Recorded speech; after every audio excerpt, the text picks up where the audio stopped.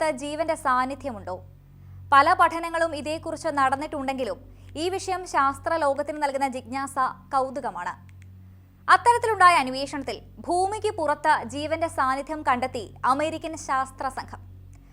അന്യഗ്രഹ ജീവികൾക്കായുള്ള അന്വേഷണത്തിൽ ഭൂമിയിൽ നിന്ന് 120 പ്രകാശവർഷം അകലെയുള്ള K2-18b ഗ്രഹത്തിൽ ഇതു സംബന്ധിച്ച തെളിവുകൾ കണ്ടെത്തിയത് ഒരു ഇന്ത്യൻ വംശജനാണെന്നത് എടുത്തു പറയേണ്ടതാണ്.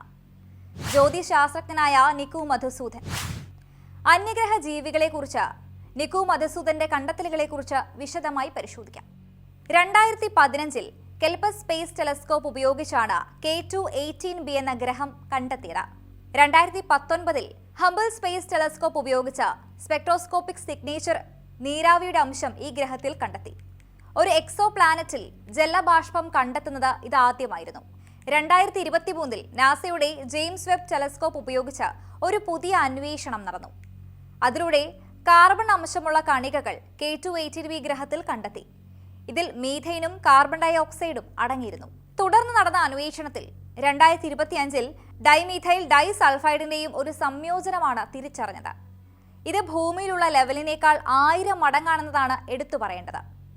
എന്നാൽ ഈ കണ്ടെത്തൽ തെറ്റാകാനുള്ള 3% സാധ്യതയും ശാസ്ത്രജ്ഞർ തള്ളിക്കളയുന്നില്ല. എന്നിരുന്നാലും ഇത് മറ്റെന്തെങ്കിലും ഇലമെന്റ്സിനെ കണ്ടെത്താൻ സഹായിക്കുമെന്ന ആകാംക്ഷയാണ് കൂടുതൽ. ഈ ആകാംക്ഷ ഭൂമിയേക്കാൾ വലുതായ K2-18b എന്ന ഗ്രഹത്തിൽ ജീവന്റെ അംശമുണ്ടോ എന്ന ചിന്തയിലേക്കാണ് ഗവേഷകരെ എത്തിക്കുന്നത്. മധുസൂദന്റെ നേതൃത്വത്തിൽ ഗവേഷണ സംഘം K2-18bയുടെ അന്തരീക്ഷത്തിൽ തന്മാത്രകൾ കണ്ടെത്തി.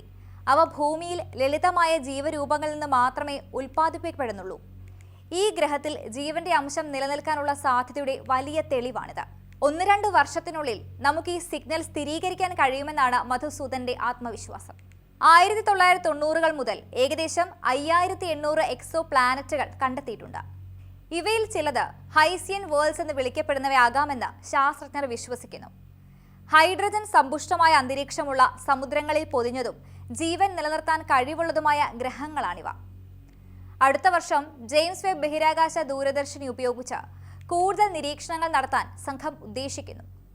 DMSന്റെ സാന്നിധ്യം സ്ഥിരീകരിക്കുന്നതിനും K2-18bയുടെ അന്തരീക്ഷത്തിന്റെ മാതൃകകൾ മെച്ചപ്പെടുത്തുന്നതിനും ഇത് ലക്ഷ്യമിടുന്നുണ്ട്.